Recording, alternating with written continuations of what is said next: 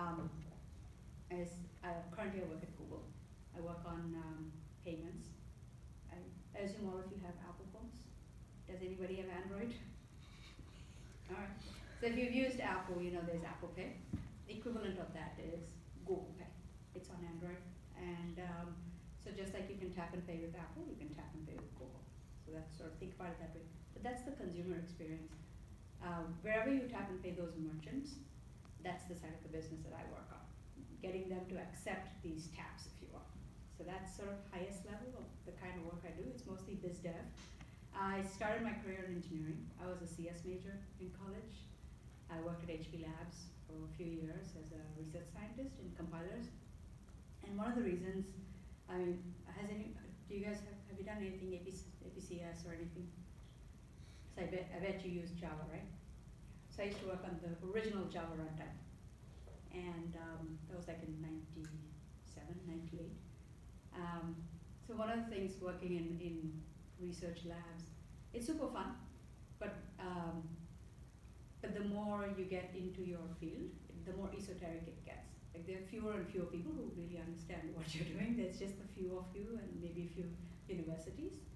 And for me, it felt like I really wanted to be closer to the client, where they would understand what I was working on. So I went back to business school. I went to Stanford. And after that, the economy tanked. And so, you know, it was difficult to get jobs. And one of my classmates had just joined a new company called PayPal and said, hey, there's a new thing, it's like a startup. They'd just gone public. And they were looking for people called product managers. This was a completely new field at that point.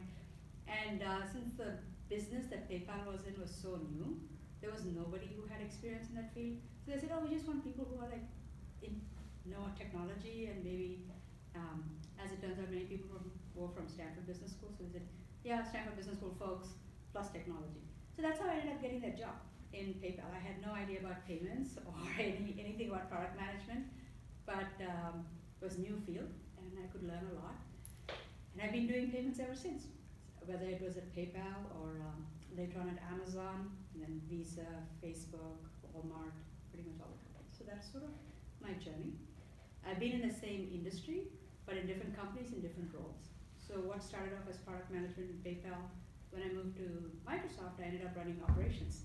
So you know when you call the 1-800 number and you get the IVR, press 1 to do this, press 2, and finally, if you're lucky, you'll get the human being. So it turns out that setting up of all that, plus all the human beings, and then they say, oh, let me call your supervisor, whatever, that call tree that goes up, it's actually very expensive to run those kinds of operations. And depending on the business you're in, especially if you're in a consumer business, you can imagine call centers which are like thousands of people, because they're all just manning the phones, waiting for your calls and solving the problems. So there's software that helps them manage these queues. There are also these optimization algorithms we can run. So I used to run teams like that. So starting from engineering to product to that. And then fast forward a few more years, I'm actually now in BizDev, where I work with large partners to help sell our product. So that's sort of the journey. That's basically the story. Sure. Okay, so can you elaborate more into what you do in your current job? I'm BizDev for Google. So what that would mean is, as I said, when you tap your phone, you see those machines. We don't go to every merchant and say, you know, accept this thing. There's a company that actually makes those machines. So I make the deals happen with that company so that when you tap your Google phone, it actually works. Sure. And so you've had multiple different jobs kind of within the same industry. Did you choose to go into a specific field? How was it navigating all the different fields within engineering? So I said, my first job in PayPal that was the only job I got. I mean, the economy was so bad. In fact, when we graduated, 2/3 of my class, even though we were from Stanford, we didn't have opportunities because there was just nobody was hiring. And my only choice was to go back to engineering, which I came from, back to HP, or if I wanted to do something on the business side, there were very few companies. And that's how I ended up at PayPal in the first place. But after that, I find it interesting enough. There was always something new to learn, and so I just kept in the field. And there's enough to do. I mean, you didn't really have to do just product. Just in the same industry, there's so many things to do. It always felt like a new job, even though it's in the same industry. Sure. I was wondering why you decided to get into engineering in the first place. Oh, so again, there's not some deep thought there. There were only two choices. Actually, in my case, it ended up being one choice. Normally, at least for people of my generation in India, the economy wasn't so open then. There were really only a couple of choices. You could either be a doctor or an engineer. In our family, we didn't even have lawyers, so the only kinds of people we had were engineers, and I thought it was a big act of rebellion to study CS. My dad is an electrical engineer. My entire family is electrical engineers. So I thought, I'm just going to be a rebel here. I'm going to do CS, so stick it to these guys. That was my act of rebellion. And it wasn't, I mean, if you're studying STEM subjects in high school, reflecting, if I had to make that choice again, I probably would end up doing engineering again. And the reason for that is, when you're graduating, you really don't know how life is going to unfold. So the only thing you can ensure is make sure you pick something that opens up options for you. So to the extent that you pick something that can be morphed into any field, why not, right? So, and I think having a solid engineering background, doesn't matter whether it's CS, even civil engineering, whatever it is, just the discipline of, empirically proving things, being able to derive processes which are actually repeatable, I think is, again, all those things are useful no matter which business you're in, and it opens up options.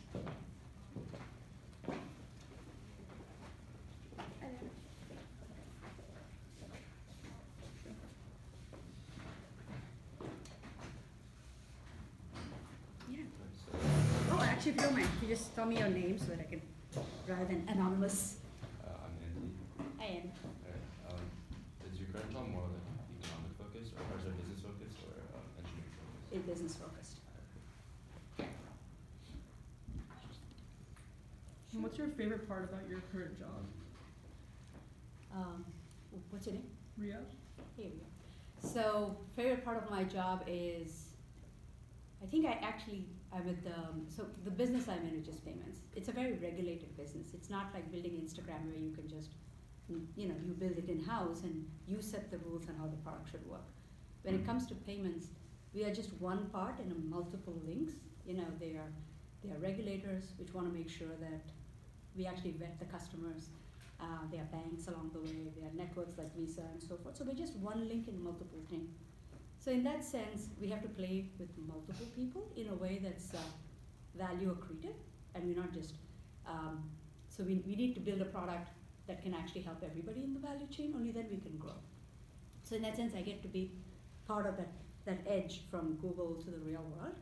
And coming from a product background, it's really great because I bring partnerships so that I can bring products to market as well as bring whatever is happening in the world back to Google. So in that sense, I'm on the edge of what our products are getting built on.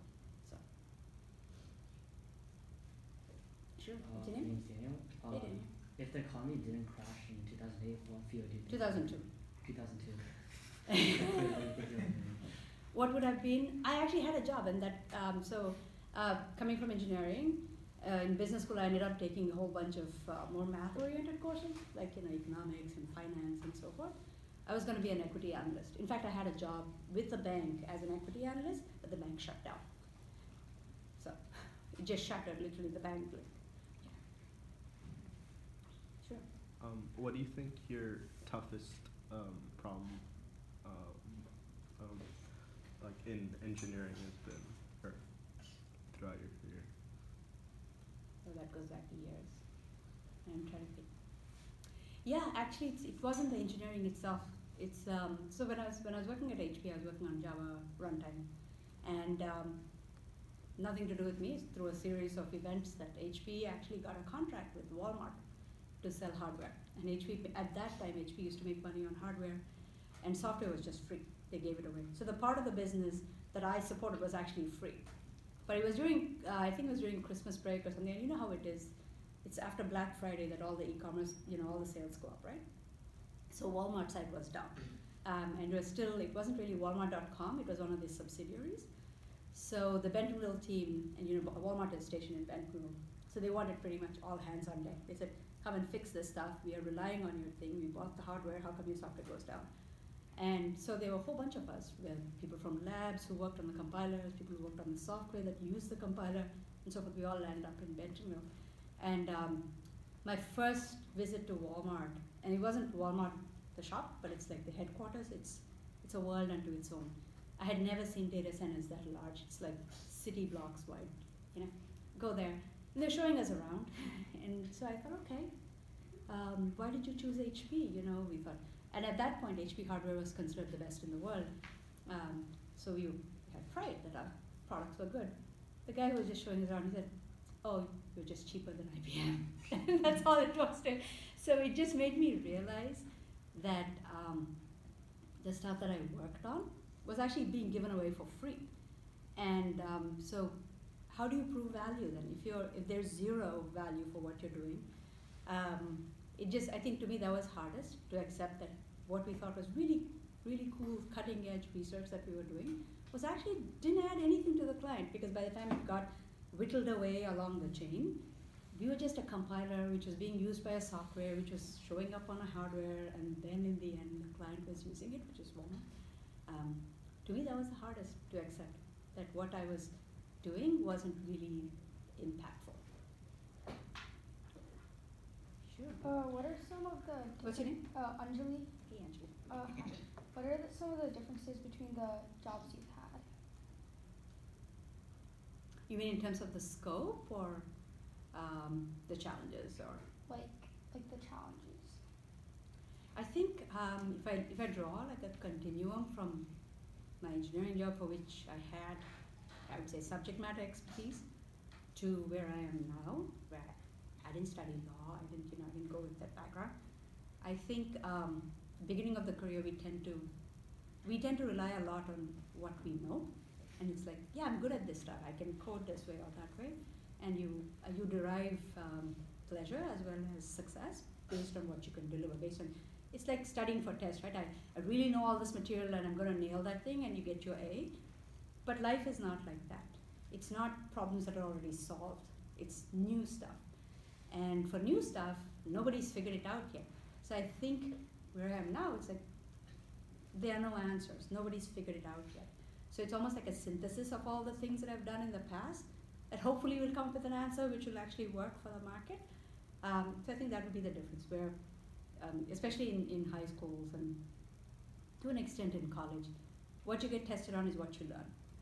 But the big difference between that and jobs is that it doesn't matter what you know. There'll be a completely new problem that will show up, and what do you do then? Being able to think on your feet, I think that's challenging. And being able to be confident that, you know what, I think I can make it work, and if it doesn't work, that's okay, I can still figure it out. And so that only comes with, it's all right, you might not get the 100% answer. You know how when you see a completely new problem, like you're freaking out, like I've never studied this, they didn't teach me this thing, it wasn't there in the problem sets that were given to us.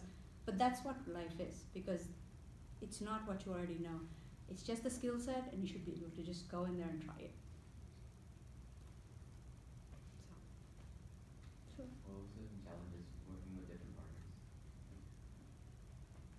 Yeah, actually, yes, in different markets, I would say culturally it's very different. The kinds of stuff that people value in different markets. I mean, payments is still regulated everywhere, but in terms of what is valued here versus, say, in Asian countries is a little different. How business gets done is a little different. I mean, it sounds very cliched, but most could spend a day, and I remember doing this. I was still working out of Menlo Park when I was at Facebook. I traveled to Asia, and I wanted to make the best use of that 1 week. And once you land in Singapore, everything is like a day trip. You can easily do it. So I landed in Singapore and said, I'm going to do 1 day in Thailand, 1 day in Vietnam, 1 day in this thing, and 4 days, I'm 1 day in Indonesia, and I'll be done. I got the maximum out of this trip. So by about day 2, my coworkers over there were trying to facilitate this meeting. I distinctly remember in the KL airport, they're like, no, we're not getting on the plane. Like, what do you mean? They're saying, you do this in such a transactional way. You just come, boom, boom, boom, meetings, and you're done. That's not how business gets done here. You need to stay back and take them out to dinner and spend some time with them as people. Only then you're guaranteed some sense that you'll be able to get this deal done. just because they agreed with you in a meeting, it doesn't mean anything will get done. So show some respect for their time and spend time. We are not going to the remaining 2 countries. We're going to be here. We're going to spend the rest of the week here with these people if this matters to you. So to me that was like, oh my god, I had booked everything and I wanted to get like, no, that's not how it works. So. Cool. I guess I want to ask you guys, how come you guys selected robotics? I mean, why robotics? You could have done anything else. For me, I think I started robotics in 8th grade. I was on a Lego robotics team that I founded some friends, and it was because there used to be a Lego robotics competition here, and I had always played with Legos, but then I'd always seen robots in movies, and so I was always like, oh, those are so cool, you know, imagine having a robot. And then at one point my dad said, well, there's a robotics competition, why don't you just go build one? And I was like, wait, you can build one? And so I went and I watched it. I came back home and I called up a bunch of my friends and I said, hey, we're gonna start a robotics team in my garage next year, like, come. And so that was sort of how I first got into robotics, and then I got to learn how to build things, and then when I heard about the club here, I was like, yes, I want to build more robots, get to learn more about that. Cool. How about you? For me, it was like kind of similar to everything, except I was initially drawn to the software section of it because both my parents are engineers. One of them is software, one of them is an electrical engineer, and so they always like subtly influenced me to like do CS when I was like in 6th grade, 7th grade, and so I started doing that then, and I did some pretty cool things, I think. And in 8th grade, I joined STEM class in school, and we made like robots and stuff, and so that was my first taste of like hardware. And I was like, oh, this is really cool. And so the teacher encouraged me to join the robotics club, and I did that. And then more recently, I think something that's really cool is what I said before, the outreach part of it, like interacting with other people. And so I think those are all like major draws to joining robotics. Cool.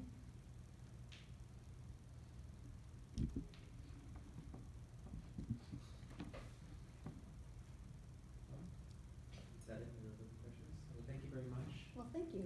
That was fun. Sorry, I missed a little bit. No, but thank you so much.